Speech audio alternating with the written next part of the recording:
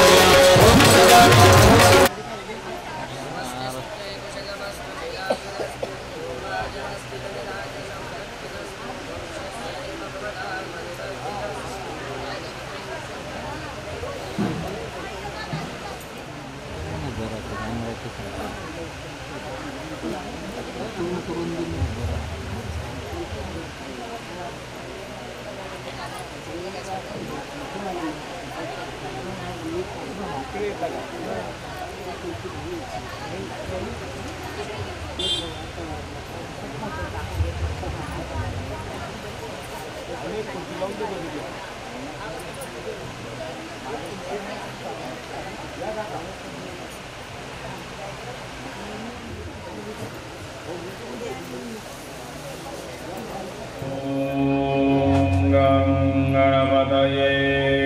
नमः।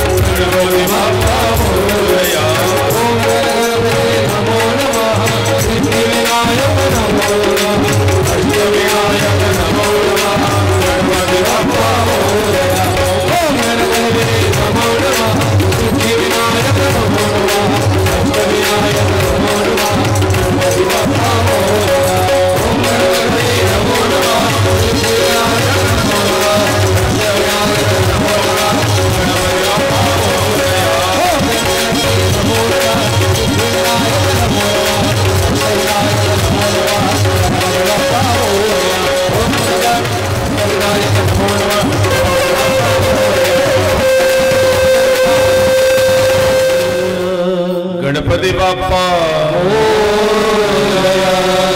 मूर्ति तो महाबुद्धि सर्वज्ञो गणनायका सर्वसिद्धिप्रदो देवो गौरीपुत्रं विनायकम् गणनाथ सरस्वती रवि शुक्र बृहस्पति पंचैतां स्मरे नित्यं वेदवाण्यो प्रवर्तये मोठे दोंदकटे फणींद्र बरवा भाळे शशी शोभतो हस्ते अंकुश लड्डू पद्म परशु दंते हिरा झळकतो पायी पैंजण वाजते ऋणजुण प्रेमे बरा नाचतो ऐसा देव गणेश तो गजमुख या हृदय मंदिरे बैसतो प्रणम्य पार्वतीनाथं विष्णुं सूर्यं तथाम्बिका गणेशं विघ्नहर्तारं श्रीगुरूणां चरणाम्बुजम् ओम नमो जियादिया वेद प्रतिपाद्या जय जय स्वसंवेद्या आत्मरूपा देवा तुझ गणेशो सकलार्थमति प्रकाशो मणे निवृत्तिदासो अवधारी जोजी नमो जी विघ्नहरा गजानना गिरिजा कुमारा जय जय लंबोदरा एकदंता शूर्पकर्णा हालविशीकरण युगुल ते थोडी जो का वारा उसळे त्याचे निवाते विघ्न दूर पळे विघ्नांतक म्हणती तुझे शोभे आनना जैसे तप्त कांचना किंवा उदित प्रभारमण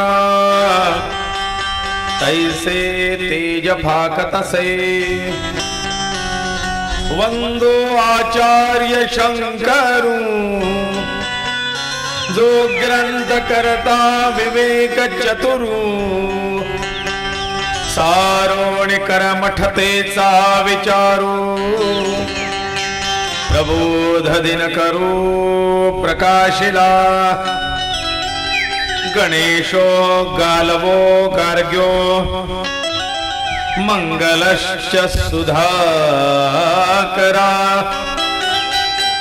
गणेशस्य प्रसादोऽयं सर्वे गृह्णन्तु बान्धवाः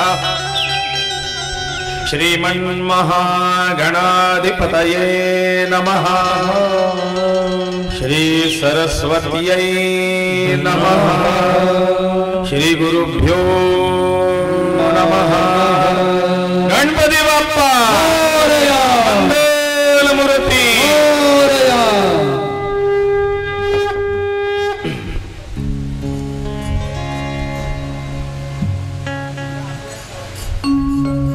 आदरणीय लक्ष्मण जगन्नाथ शिरुडे आणि शिरुडे परिवार यांच्याकडून आयोजित ही गणेश महापुराण कथा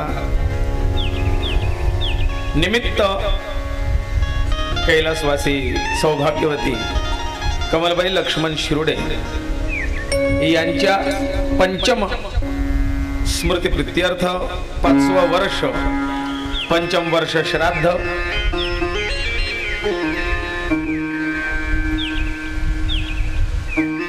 असं काय करतेस माय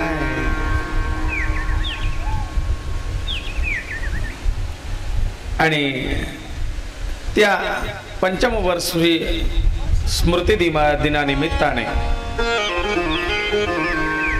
आयोजित ही गणेश महापुराण कथा, यामध्ये त्यांचे मातापिता श्री स्वर्गवासी जगन्नाथ महादेव शिरुडे, शेवंताई शिरुडे, कमलबाई शिरुडे आणि मधुकर काका शिरुडे, आणखी स्वर्गस्थ संपूर्ण शिरुडे परिवार यांच्या मोक्षाकरता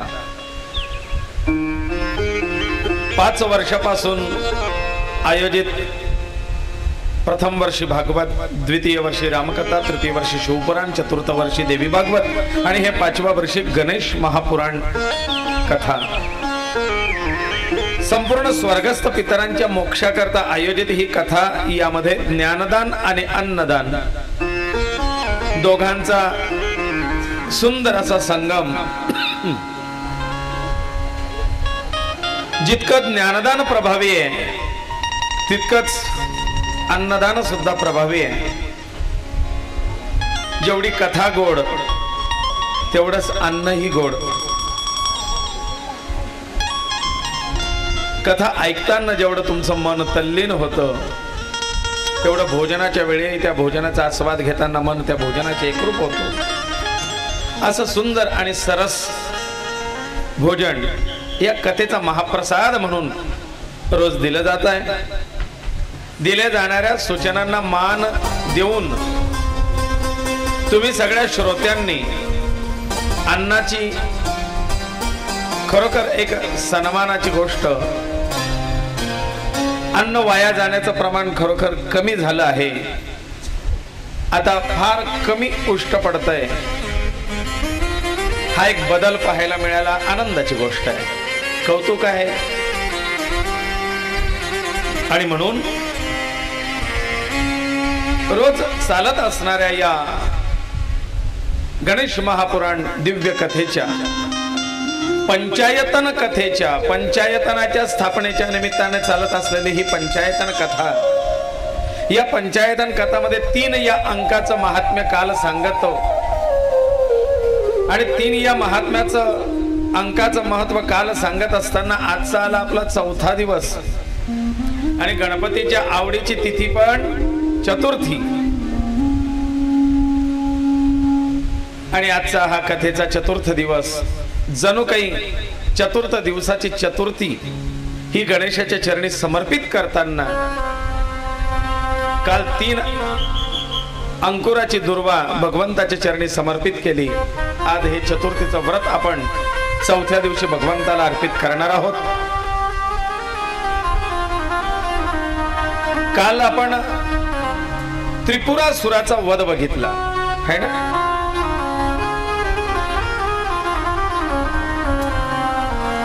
त्रिपुरासुराचा वध झाला, महादेवांची गणेशोपासना हे सुद्धा आपण बघितलंय। शिव आणि गणेश तत्व याबद्दल महती जाणून घेत असताना काल महादेवांनी केलेली गणेशोपासना आणि त्यांना प्राप्त झालेलं गणेशाचं सहकार्य आणि त्यातून त्रिपुरासुराचा झालेला वध आणि खऱ्या अर्थाने त्रिपुरासुराचं स्वरूप आपण काल समजून घेतलंय। त्रिपुर म्हणजे काय, ते 3 पुर काय आहेत याबद्दल 3 देहांचं महात्म्य आपण समजून घेतलंय।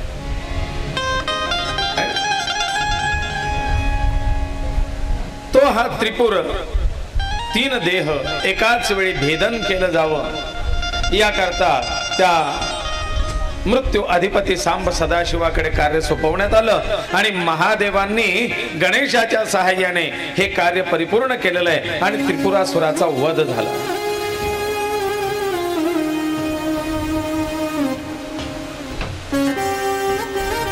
घनघोर महायुद्ध आणि या युद्ध प्रसंगी देव दानवांचा महासंग्राम होत असताना महादेवांनी पार्वतीला सांगितलं, बघ पार्वती, या युद्धाच्या प्रसंगी शत्रुसेना आपल्या कुटुंबावरती हल्ला करू शकते आणि म्हणून तिला सोडून तुझ्या माहेरी निघून जा. तू कैलासावर राहू नकोस. पार्वतीला सुरक्षित स्थानी आणि स्त्रीला सुरक्षित स्थान म्हटलं म्हणजे माहेर, आणि त्यापेक्षा पुढचं सांगायला गेलं तर आवडीचं स्थान म्हणजे माहेर. दुसरं कुठे मन लागणार नाही, पण माहेरी. आणि म्हणून पार्वतीला सांगितलं, म्हणले बघ तू माहेरी जा. पार्वती माता हिमालय राजाकडे त्या युद्ध प्रसंगाच्या समयी माहेरी राहिलेली आहे. कित्येक वर्ष हे युद्ध चाललं आणि युद्धानंतर लगेचच महादेव समाधी अवस्थेमध्ये गेले, दमले होते आणि म्हणून ध्यानमग्न झालेत आणि ध्यानमग्न अवस्थेतून ते समाधी अवस्थेत गेले. आणि एकदा समाधी लागली की महादेवांच्या समाधीला काळ वेळ याची मर्यादा राहत नव्हती.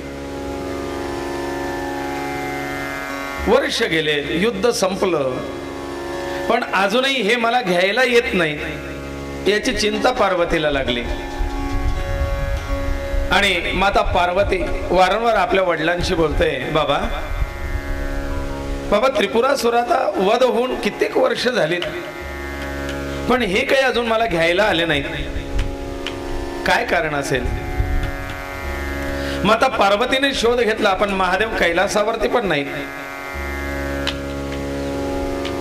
देवादिकांना विचारलं, नारायणांना विचारलं. नारायण म्हणतात मलाही माहिती नाही. नारदांना विचारलं, नारदा आपण तर त्रैलोक्यात संचार करतात, तुम्ही बघितलं असेल स्वर्ग मृत्यू आकाश पाताळ, कुठेतरी माझ्या शिवाला बघितलं असेल.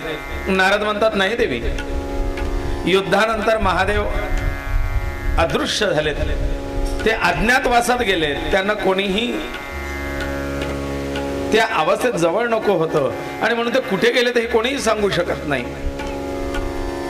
माता पार्वतीला चिंता लागली आणि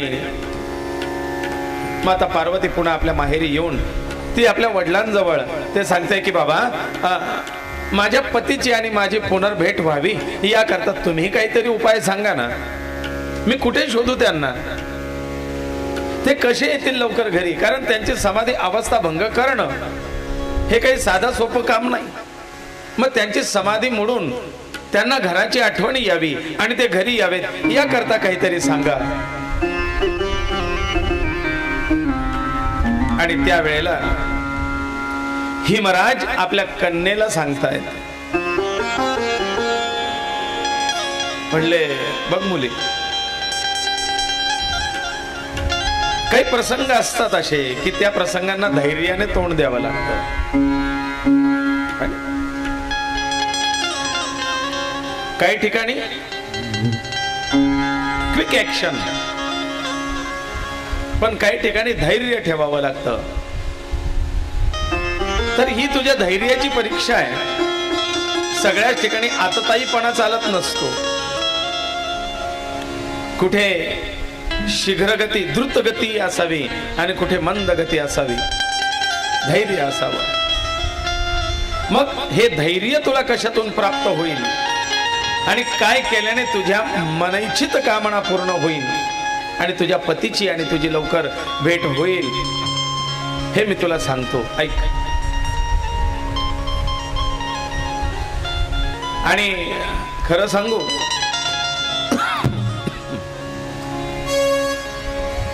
सासरवाशीन मुलगी इतर कोणाचं ऐकणार नाही, पण बापाचं जास्त ऐकते. आणि मग माता पार्वती या हिमालय राजाच्या सोबत बसलेले आहेत आणि बाबा तिला काहीतरी गोष्टी सांगतायत, हिताच्या गोष्टी सांगतायत. मुली ऐक, तुझ्या जीवनात तुझ्या संसारात उपयोगात येणारी गोष्ट आहे. कष्ट, श्रम, मेहनत याच्या बरोबर उपासना ही गरजेची आहे. आणि म्हणून हे उमे, तुला उपासनेची आवश्यकता आहे, तू उपासना वाढव. मग या उपासनेमध्ये उपास वेगळा आणि उपासना वेगळी. बरं, मग यासाठी एक सुंदर व्रत आहे, शास्त्र संमत असं एक व्रत सांगतो. हे व्रत तू कर. हे व्रत आहे गणपती बाप्पाचं प्रिय व्रत. हिमराज सांगतायत माता पार्वतीला, तू संकट नाशक त्या गणेशाची उपासना कर आणि गणेशाचं प्रिय असं चतुर्थीचं व्रत कर.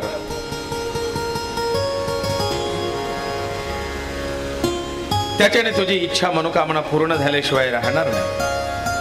पार्वतीने हात जोडून विचारलाय, बाबा चतुर्थीचं व्रत म्हणजे काय? चतुर्थीचं व्रत कसं करावं?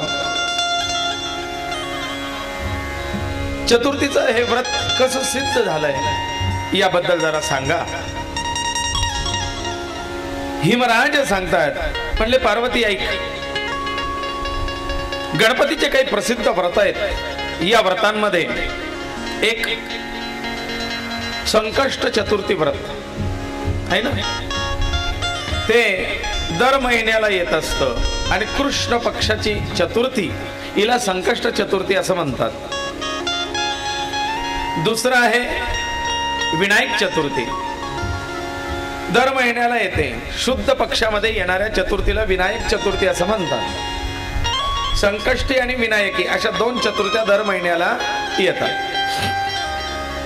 गणेश कृपा प्राप्त होण्याकरता आणखीन एक व्रत केलं जातं.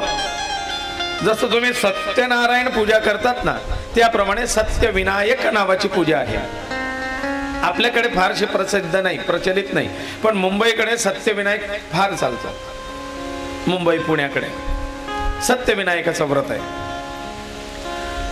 तिसरं सांगितलंय चतुर्थीच आहे, पण अंगारक चतुर्थी, मंगळवारी येणारी चतुर्थी, तिला अंगारक चतुर्थी असं म्हणतात. चौथी आहे जी आपल्याकडे प्रचलित आहे, बरेच महिला मंडळ करतही, त्याला मोदकांची चतुर्थी असं म्हणतात. मोदक चतुर्थी यामध्ये उपवास नेहमीप्रमाणे चतुर्थीप्रमाणे केला जातो, पण उपवास सोडताना गणपती बाप्पाला 21 मोदकांचा नैवेद्य तो दाखवला जातो. त्या 21 मोदकांच्या नैवेद्यात एक मोदक मीठ घालून केलेला असतो, 20 मोदक गोड आणि एक मिठाचा खारट नैवेद्य. आणि तो जर खाताना पहिला दुसरा तिसरा जरी आला तर तिथून पुढचा आहार त्याग असतो, आहार घेतला जात नाही. तेवढ्यावरतीच हात दोन उठावं लागतं. असा हा मोदकांच्या चतुर्थीचं व्रत. चौथा आहे वरद चतुर्थी, वरद गणेश व्रत. पाचवं वरद गणेश व्रत. जसं वरद विनायक, काही ठिकाणी त्याला नाव आहे वरद विनायक. सहावं व्रत सांगितलेलं आहे पार्थिव गणेश उपासना. पार्थिव गणपती जे भाद्रपद शुद्ध चतुर्थी ते भाद्रपद शुद्ध चतुर्दशी म्हणजे अनंत चतुर्दशी पर्यंत चालणारं व्रत, त्याला पार्थिव गणेश व्रत असं म्हणतात. हे वर्षातून एकदाच येतं. बरं, मग माता पार्वती हिमराजांना विचारतायत, बाबा मला या सगळ्या व्रतांच्या विषयी वेगवेगळं स्वतंत्र आणि सविस्तर सांगा, म्हणजे मग मी कुठलं व्रत करू शकते आणि करणं मला योग्य आहे असं मी ठरवेन. प्रत्येक व्रताचं महात्म्य महत्व याबद्दल सांगा. मला सांगा चतुर्थी व्रताचं महत्व काय, चतुर्थी का करावी, चतुर्थी कशी करावी, चतुर्थी कोणी करावी, चतुर्थी केव्हा करावी. हिमराज सांगतात, म्हणले माता हे बघ उमे, चतुर्थीचं व्रत करणं म्हणजे तुम्ही आम्ही करतो तसं व्रत, सकाळ उठायचं, आंघोळ पांघोळ करायचं, आज माझा चतुर्थीचा उपवास आहे बा, 1.5 किलो साबुदाणा टाकून दे, 2 पाकिट फराळाची घेऊन ये, वेपर्सचे 2-4 पाकिट घेऊन ये, 150 वाला पाकिट एकदम जम्बो. इथूनच सुरुवात करायची व्रताला असं नाही. तर ज्या दिवशी आपलं व्रत, मग ते कोणतंही असो, त्या दिवशी सकाळी लवकर उठून आपलं सचैल स्नान करावं. डोक्यावरतून पाणी घेऊन शक्य झालं तर आवळा आणि तीळ याचा कल्क लावून अंगाला ते स्नान करावं. नंतर शुद्ध वस्त्र परिधान करून भगवंताची पूजा करावी. 108 नामजप करावा. त्या दिवशी त्या आराध्य देवतेच्या स्तोत्राचा, मंत्राचा, ग्रंथाचा पाठ वाचावा. काहीतरी स्तोत्र पठण करावं, देवतेचं स्तोत्र पठण करावं. मग गणेशाचं व्रत आहे ना, तर गणपती स्तोत्र, अथर्व शीर्ष, अष्टोत्तर शतनाम, ऋणमोचन स्तोत्र आदी अनेक गणेशांच्या स्तोत्राचं भांडार आहे. स्तोत्र वाचावं. गणेशाचे ग्रंथ मी त्या दिवशी सांगितले. तो गणेश विजय असेल, चिंतामणी विजय असेल, गणेश प्रताप असेल, गणेश महापुराण असेल, मुद्गल पुराण असेल, त्या ग्रंथाचं पारायण करावं, त्याचं वाचन करावं, चिंतन करावं. उपवासाच्या दिवशी राग करू नये, रागवू नये, चिडचिड करू नये. उपवासाच्या दिवशी मन स्थिर आणि शांत ठेवावं. त्या दिवशी हविष्यान्न भक्षण करावं. हविष्यान्न, हविष्यान्न म्हणजे शुद्ध सात्विक अन्न भक्षण करावं.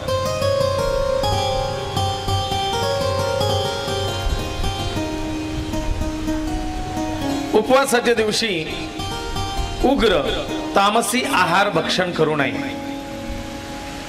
मग तामसी आहारामध्ये निषिद्ध आहार,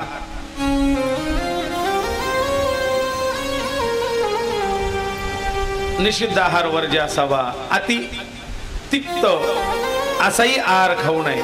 अति चमचमीत असंही भोजन करू नये. जास्त मसाल्याचे पदार्थही त्या दिवशी खाऊ नये. आपल्या आराध्याचे पूजन करताना आपल्या आराध्याला आवडीच्या गोष्टी समर्पित कराव्यात. मग गणेशाचं पूजन आहे ना, गणपतीला आवडणार दुर्वा, शेंदूर, मोदकांचा नैवेद्य, लाडवाचा नैवेद्य, गुळ खोबऱ्याचा नैवेद्य, कवट, डाळिंब, जांभूळ, कोवळी पत्ती या ऋतूत भाद्रपद महिन्यात झाडांना येणारे नवीन कोवळी पालवी, मग त्याच्या डाळिंबाची पानं, जास्वंदीची पानं, शेवंतीची पानं, मोगऱ्याची पानं, दुर्वेची पानं, बेलाची पानं, आघरड्याची पानं, अशी कोवळी कोवळी कोवळी कोवळी पानं त्याची जुडी तयार करून ती पत्री व्हायची. पत्री तुम्ही हरतालिकेला वाहता का नाही पत्री, तशी पत्री समर्पित करावी.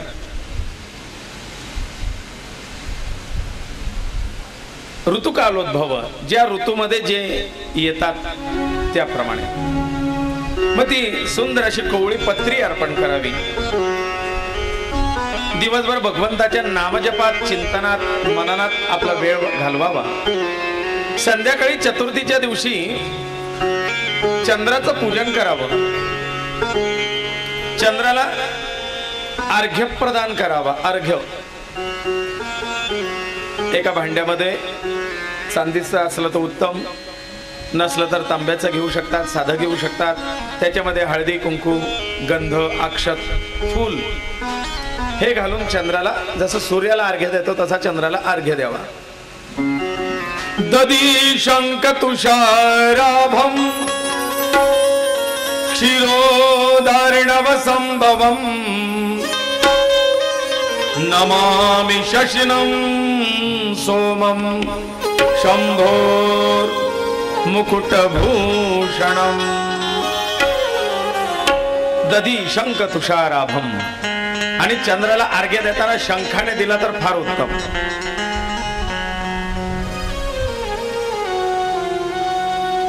अर्घ्य प्रदान केल्यानंतर चंद्राला दुधाचा नैवेद्य दाखवावा आणि ज्याला धनवान व्हायचंय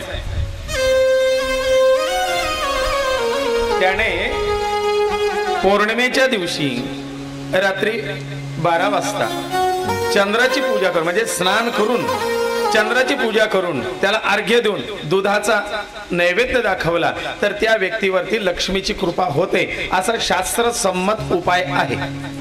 मी ग्रंथात दाखवू शकतो, इकडचा तिकडचा नाही. कारण चंद्र असंही आपण बघा ना, कोजागिरीला कोजागृती त्या दिवशी लक्ष्मी पूजा आहे. पूर्ण चंद्र त्या दिवशी प्रकाशित असतो आणि त्या प्रकाशामध्ये लक्ष्मी माता या भूतलावरती फिरत असतात आणि म्हणून ठीक रात्री त्या दिवशी पौर्णिमेला रात्री 12 वाजता स्नान करून शुद्ध होऊन चंद्राला अर्घ्य प्रदान करून दुधाचा नैवेद्य दाखवावा आणि लक्ष्मीचा जप करावा. थोड्याच दिवसात त्याला अनुभव येईल. पुढच्या कथेत सांगा वाटल्यास. असं हे चंद्राचं पूजन चतुर्थीच्या दिवशी करावा चंद्रोदयाला आणि चंद्र उदय झाला की मग गणपती बाप्पाचा नैवेद्य वगैरे दाखवून आपण प्रसाद भक्षण करावा, उपवास सोडावा. देवाचा प्रिय पदार्थ मग मोदक असेल, लाडू असेल, गुळ खोबरं असेल, खिरापत असेल, असे प्रिय पदार्थ गणेशाला अर्पण करावेत. पत्रम पुष्पम फलम तोयम यो मे भक्त्या प्रयश्यति तदहं भक्त्युपवृता मश्नामि प्रयतात्मना. म्हणले पत्रम पुष्पम फलम तोयम, पान फुलं फळ धूप दीप नैवेद्य जो जे भक्त मला जे ज्या ज्या भावनेने अर्पण करतात त्या भावनेने मी त्यांचा स्वीकार करतो आणि भक्तांच्या इच्छा मनोकामना पूर्ण करतो. एकदंत गजानन मनती तुला रे, आज मला भेट द्यावी शरण तुला रे.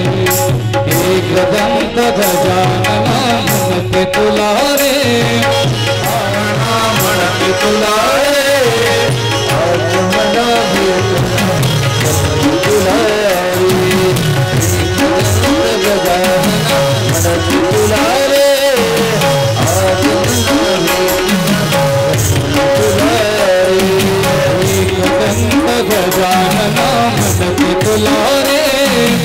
आज मला भेट द्यावी शरण तुला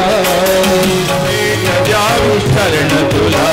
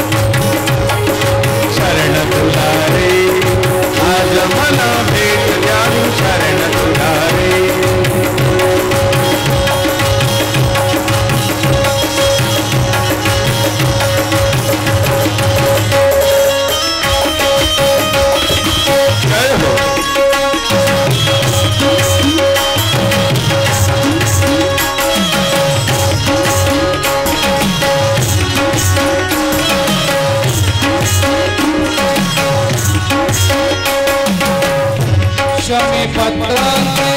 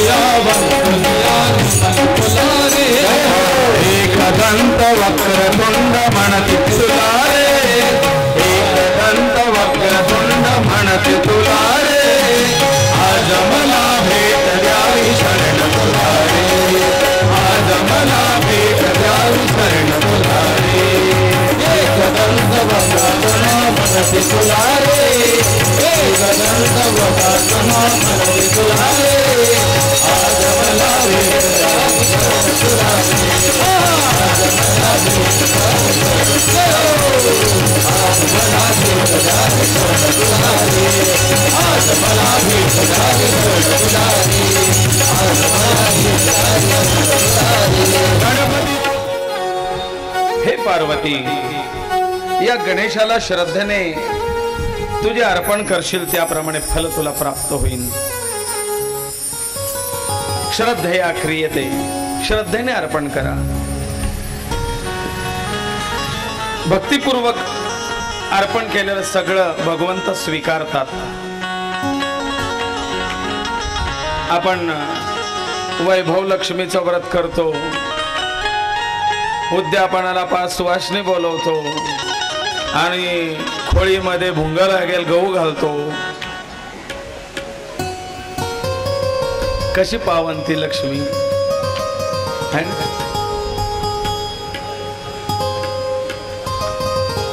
त्या सुवासिनीच्या ओटीमध्ये ते धनोर लागलेले गहू जर टाकले, तिची ओटी भरली, ती लक्ष्मी पण आपली ओटी तशीच भरेल ना. तुम्हाला सांगू कालची कथा. काल मी थोडं लवकर ब्रेक घेतला होता आपल्या कवी काकांकरता. कालचा जो रोगी झाला होता ना भीमपुत्र,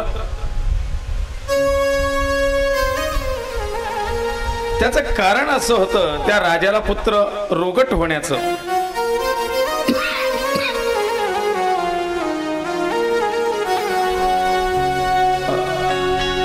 कल्याण, त्याचा पुनर्जन्म झाला आणि मग या राजाने सांगितलं होतं की मला पुत्र व्हावा आणि तो असा रोगट का. त्यावेळेला गुरूंनी सांगितलं होतं की बघ, विश्वामित्र सांगतात, राजा तू व्रत केलं, पण व्रताच्या दिवशी देव पूजा करत असताना तुला जांभई आली. जांभई हिंदीत काय म्हणतात त्याला? हिंदीत आळस म्हणता, मराठीत कळस म्हणता.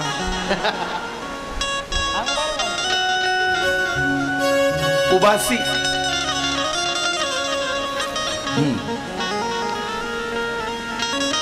राजाला जांभई आली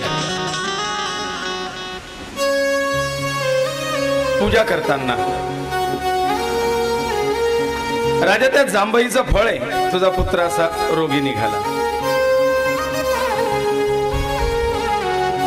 म्हणले असं का? आपण देवपूजा करत असताना किंवा पोथी वाचत असताना, जप करत असताना आलेली जांभई आणि आलेली शिंक आणि आलेला अपान वायू, या 3 गोष्टी म्हणजे शरीरातल्या अनावश्यक वायूचा प्रकोप शरीर ज्या वेळेला बाहेर टाकतं, ते एक तर ह्या 3 प्रकाराने टाकतं. एक तर अपान वायूच्या मार्गाने, एक तर शिंक म्हणून नाकातून, किंवा मग जांभई म्हणून तोंडातून अनावश्यक वायू बाहेर टाकला जातो. आणि विज्ञान असं सांगतं, म्हणजे शरीरशास्त्र, की ज्या वेळेला तुम्हाला शिंक येते ना, शिंक येणे म्हणजे शिंक देण्याकरता शरीराला तुमच्यात असलेल्या ताकदीपेक्षा अतिरिक्त शक्तीचा वापर करावा लागतो. त्यावेळेला शरीरातला तो काही विशिष्ट कण असेल, धुलीकण असेल किंवा आणखीन काही उपद्रव असेल, ते जोरात त्या हवेच्या प्रेशरने बाहेर टाकतं. पण ते प्रेशर देण्याकरता अतिरिक्त एनर्जी शरीराला लागते. तर त्यावेळेला काय करतं, जसं आपलं हे चाललंय आणि अचानक लाईट गेली तर इकडे लगेच आपलं इनोव्हर, ते काय म्हणतात त्याला, जनरेटर आहे ना. पण जनरेटरची कॅपॅसिटी एवढे सगळे लाईट चालवण्याची आहे का? नाही, मग ते काय करतात की बाकीचे सगळे लाईट सगळे ऑफ करायचे आणि जनरेटरने निर्माण होणारी जी काही ऊर्जा आहे ती फक्त माईक सिस्टम वगैरे जे आवश्यक गरजा आहेत तेवढ्या करता ती सगळी ऊर्जा पुरवणे. तो सगळा एनर्जीचा कोठा इकडे पुरवला जातो आणि तेव्हा हे चालवतं.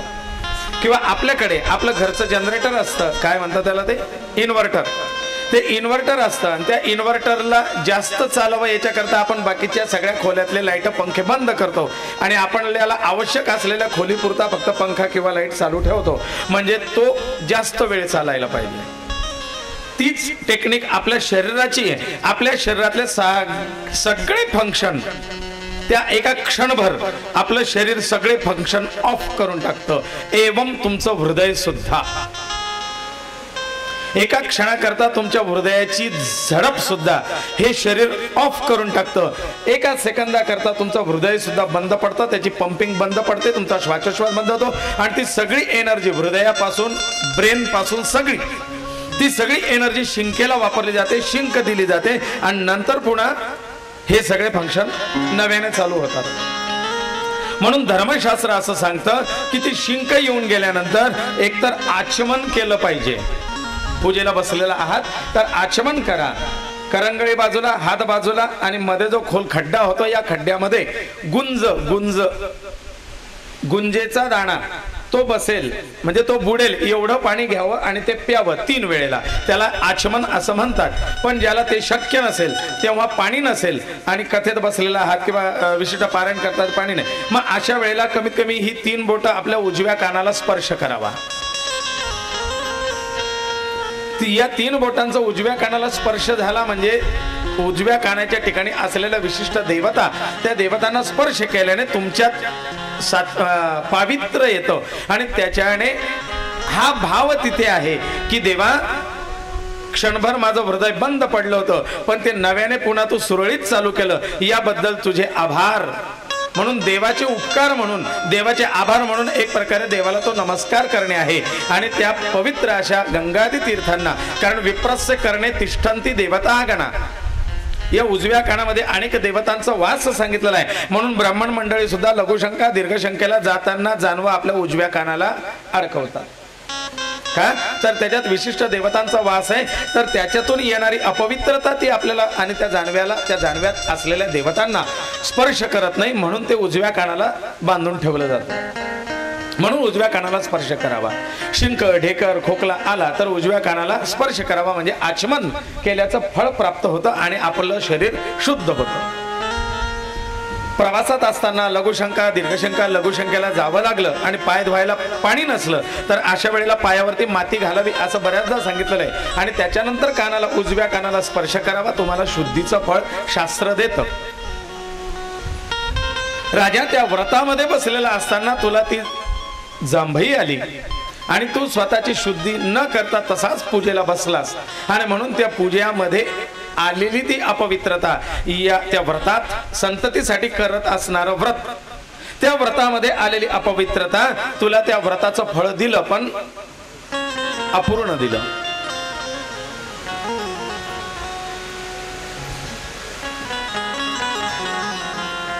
माझ्या एका कथेमध्ये, भागवत कथेत सांगितलं होतं की पहिल्या दिवशी येऊन त्या नारळाला नावाची चिठ्ठी बांधावे पती पत्नीच्या, ज्यांना संतती नाही किंवा संततीला अडचणी येत आहेत. डॉक्टरचे रिपोर्ट सगळे नॉर्मल येतात तरी सुद्धा संततीला अडचणी येत आहेत, तर अशा लोकांनी एका नारळाला आपल्या पती पत्नीचं नाव लिहून ती चिठ्ठी पंचरंगी धाग्याने बांधून ते एका कॅरी बॅग मध्ये ठेवा. म्हणजे काय, कोणी चिठ्ठी काढून ते नारळ बदली करत नाही, नाहीतर मग ते कमी पाण्याचं हे जास्त पाण्याचं घे उचलून आपल्याला काय करायचं. ते कॅरी बॅग मध्ये व्यवस्थित बांधून ठेवावं, आपलं नाव त्याला लावून ठेवावं, म्हणजे ते बदल होत नाही, आपला आशीर्वादाचा नारळ आपल्यालाच मिळतं. पहिल्या दिवशी भगवंताजवळ प्रार्थना करावी, 7 दिवसाची ती कथा श्रद्धेने श्रवण करावी, ते नारळ तिथेच देवाजवळ स्थापन करावं आणि सगळं झाल्यानंतर 7व्या दिवशी ते नारळ पतीने आपल्या ओंजळीत रुमालात घ्यावं आणि ते आपल्या पत्नीच्या ओटीमध्ये टाकावं. अनेक रिझल्ट आलेले आहेत की त्यांना संततीची भगवंताने कृपा केली. आपल्या मागच्या कथेत सुद्धा असे उदाहरण आहेत, ते इथे आलेले असतील नसतील. पण ही उदाहरण आलेलं आहे की अपूर्ण याच्यातून त्यांना सांगितल्यानंतर सुद्धा, पहिल्या दिवशी सांगितल्यानंतर सुद्धा मग कामं होते, अमुक होतं, ढमुक होतं, आणि म्हणून मग दुसऱ्या तिसऱ्या दिवशी त्यांनी ते नारळ स्थापन केलं. हाही रिझल्ट आहे की त्यांना 5व्या 6व्या महिन्यामध्ये पुन्हा अडचण आली आणि तो गर्भ नष्ट झाला. मग असं का झालं? देवाने दिलं. मी म्हटलं ते व्रत अपूर्ण राहिलं ना, कथा अपूर्ण राहिली, व्रत अपूर्ण राहिलं, तुमची उपासना अपूर्ण राहिली.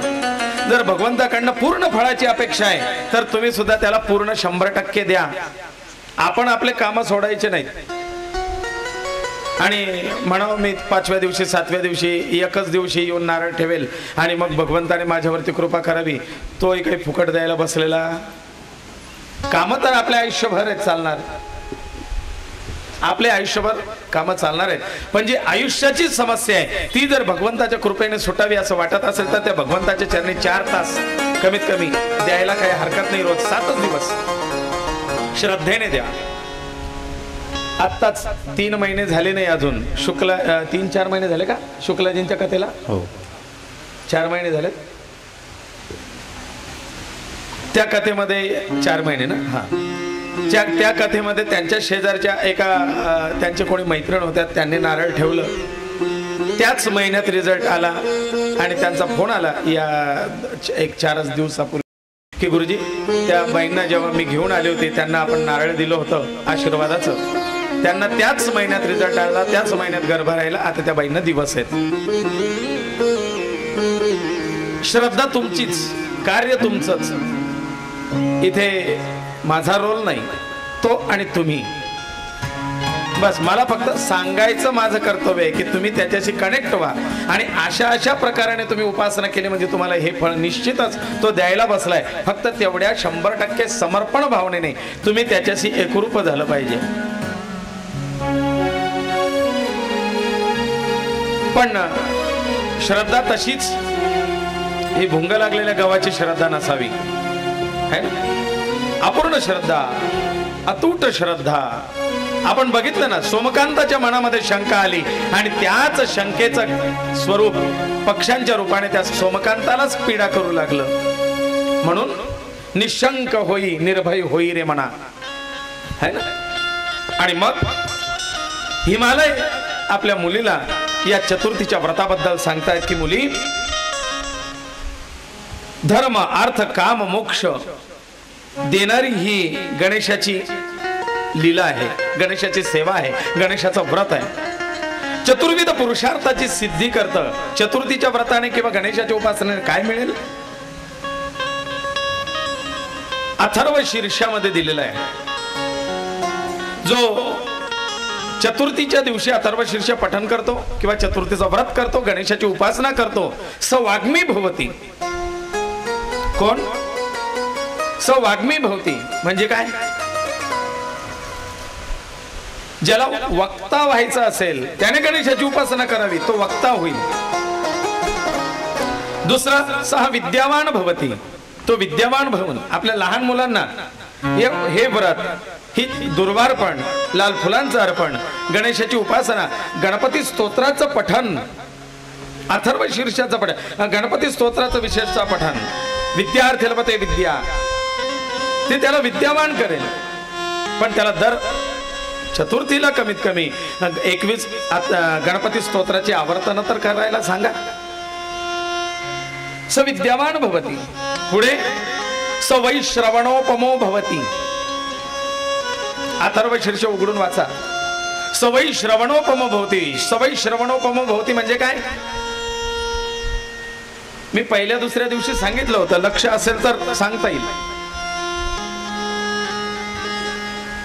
वैश्रवणासारखा तो होईल. वैश्रवण म्हणजे कोण? ओम राजाधिराजाय प्रसय्य साहिने नमो वैश्रवणाय.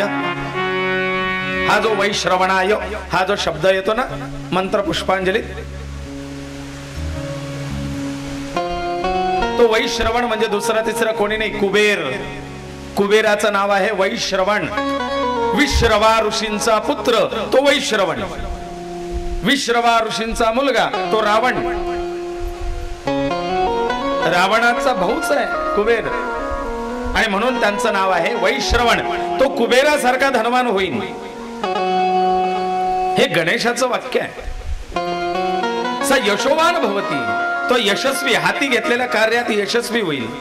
स मेधावान भवती, बुद्धिमान होईल, चतुर होईल, चाणाक्ष होईल. स वांछित फल वाप्नोती, त्याची इच्छित अशी कामना फल त्याला प्राप्त होईल.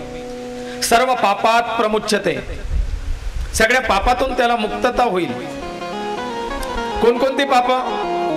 अहो प्रातर्धियानो रात्रीकृतम पापम नाशयती, रात्री घडलेल्या पापांचा नाश सकाळी वाचल्याने किंवा सकाळच्या उपासनेने होतो आणि दिवसभरात झालेल्या पापांचा नाश संध्याकाळच्या उपासनेने होतो. सायं धियानो दिवस कृतम पापम नाशयती, सर्वत्र धियानो अपविघ्नो भवती, जिथे कुठे असाल तिथे तिथे भगवंताचं गणेशाचं स्मरण केल्याने, या अथर्व शीर्षाच्या किंवा गणपती स्तोत्राच्या पठनाने काय होतं? अपविघ्नो भवती, तुम्हाला कुठेही विघ्न येणार नाहीत. आणखीन धनार्थे लभते धनम, पुत्रार्थे लभते पुत्रम, मोक्षार्थे लभते गतिम. पण केलं पाहिजे ना, वाक्य आहे, वेद वाक्य आहे, शास्त्र वाक्य आहे. त्यांनी स्पष्ट म्हटलंय पुत्रार्थे लभते पुत्रम, तुम्हाला संततीची अपेक्षा आहे, संतान सुद्धा प्राप्त होईल. पण षण्मासर फलम लभेत, कमीत कमी 6 महिने तरी कंटिन्यू, 6 महिने तरी ती उपासना करायला पाहिजे. 6 महिने सकाळ दुपार संध्याकाळ नित्य त्याचं वाचन झालं पाहिजे. फल कसं मिळणार नाही? त्या 6 महिन्यामध्ये नित्य दुर्वार पण करा. लक्ष दुर्वार, 2 लक्ष, 3 लक्ष, कमीत कमी 3 लक्षापर्यंत करा. कमीत कमी 1 लाख दुर्वार पण करा. आणि रोज सकाळ संध्याकाळ अथर्व शीर्षाचं पठण करून गणपतीच्या मंदिरात जाऊन दर्शन करा, घरी उपासना करा, घरी अभिषेक करा. 6 महिन्यात रिझल्ट आहेच 100%. आणि कित्येक अनुभव घेतलेले आहेत. मग सर्वम लभते, सर्वम लभते, त्याला सगळ्या काही गोष्टीची प्राप्ती होईल. या एवं वेद इत्युपनिषद न च माम, माझं नाही, हे वेदांचं आणि उपनिषदांचं वाक्य आहे. आता या चतुर्थी व्रतात अंगारकी चतुर्थी बद्दल सांगतो. चतुर्थ्या ज्यांच्याकडे आहे ते चतुर्थी करत असतील. आणखीन एक विशेष राहिलं त्या चतुर्थीच्या ह्याच्यात, कोणाकोणाकडे साखर चतुर्थी आहे. अजून मिठाची चतुर्थी सांगितली, पण साखर चतुर्थी आहे. साखर चतुर्थीचा थाट कुलाचार आहे, अवश्य केलं पाहिजे. मग या अंगारकी चतुर्थीचं आणखीन एक वैशिष्ट्य असं आहे, अंगारकी चतुर्थी म्हणजे मंगळवारी आलेलं आहे ना, मंगळवारी आलेली चतुर्थी, आणि विशेषतः कृष्ण चतुर्थी ही अंगारकी चतुर्थी होते. आणि या अंगारकी चतुर्थीचा उपवास जो करतो, मंगळवारी येणारी संकष्ट चतुर्थी, या अंगारकी चतुर्थीचा असं विधानानुसार जो व्रत करतो त्याला या एकाच उपवासामध्ये 21 चतुर्थी केल्याचं पुण्य प्राप्त होतं. आपण म्हणतो ना, आषाढी आणि कार्तिकी 2 एकादशा केले की वर्षभरच्या एकादशीचं काम मिटून जातं. तसं अंगारकी चतुर्थी या नियमानुसार जो करेल त्याला 21 चतुर्थ्या केल्याचा पुण्य एकाच चतुर्थीत आहे. अशी ही अंगारकी आहे. आणि या अंगारकीच्या बद्दल, कशी अंगारकीचं महात्म्य उदयाला आलं याबद्दल मी तुम्हाला थोडक्यात सांगतो. अंगारक म्हणजे भारद्वाज ऋषींचा पुत्र, ऋषी भारद्वाज. कित्येकांचा गोत्र असेल भारद्वाज. भारद्वाज ऋषीचा पुत्र, याचं नाव होतं अंगारक. हा भूमिपुत्र आहे म्हणून याला भौम सुद्धा म्हणतात. भौम. भारद्वाज ऋषींनी या भौमाला बालपणापासून गणेश उपासना शिकवलेली होती. आणि हा जन्मताच लाल रंगाचा होता. जन्मापासून याचा रंग कसा? लालसर होता. म्हणजे त्वचेच्या संबंधित काही त्रास म्हणा, लाल त्वचा, आणि म्हणून लाल तांबड्या रंगाचा हा अंगारक. याला त्या विकारापासून मुक्त होण्याकरता भारद्वाज ऋषींनी सांगितलंय की विशेषतः त्वचा विकारासाठी गणेशाची उपासना आणखीन फलदायी आहे. मग तू गणेश उपासना कर. ओम गंग गणपतये नमः हा मंत्र भारद्वाजांनी या अंगारकाला दिलाय. आणि हा अंगारक नित्य या मंत्राचा प्रवाळाच्या माळेने जप करतो. प्रवाळ म्हणजे पोवळा. पोवळ्याच्या माळेने गणपतीच्या मंत्राचा जप करावा, लवकर सिद्ध होतो. जसं तुळशी माळा विष्णूंना, रुद्राक्ष माळा शिवाला, स्फटिक माला देवीला, तशी गणपतीला प्रवाळ माला पोवळ्याची. पोवळ्याच्या माळेने गणेशाच्या मंत्राचा जप करावा. लाल रंगाचं आसन शक्यतोवर बसायला घ्यावं. रक्तगंधानुलिप्तांगम रक्तपुष्पै सुपूजितम. लाल रंग गणेशाला का आवडायला लागला त्याची ही कथा आहे बरं का. हा भौम प्रवाळाच्या माळेने मंत्र जप करतोय, त्याचा स्वतःचा रंग लाल आहे आणि त्याचं व्रत, त्याची उपासना पाहून एक दिवस भगवान गणेश त्याला प्रसन्न होतात. आणि भगवान गणेश त्याला दर्शन देण्याचा दिवस होता चतुर्थीचा. आणि तो चतुर्थी म्हणजे मंगळवारची चतुर्थी, अंगारक चतुर्थीचा दिवस. भगवान गणेशाने त्या अंगारकाला सांगितलंय, म्हणले बाळा माग, तुला काय मागायचंय, मी प्रसन्न आहे. बाळाने गणपती बाप्पा समोर आहे म्हटल्यानंतर त्याने ऐहिक गोष्टी नाही मागितल्यात. त्याने सांगितलंय की देवा अखंड तुझी कृपा माझ्यावरती राहू दे. मी ज्या गोष्टीसाठी तुझ्या उपासनेला बसलो होतो, तुला पाहिल्यानंतर त्या गोष्टीचाच विसर पडला. असं वाटतं की नको या सांसारिक गोष्टी, मला फक्त तुझी कृपा हवी आहे. देवा तू माझ्यावरती कृपा कर आणि झालं तर माझी एक इच्छा पूर्ण कर. म्हणले सांग. माझी अशी इच्छा आहे की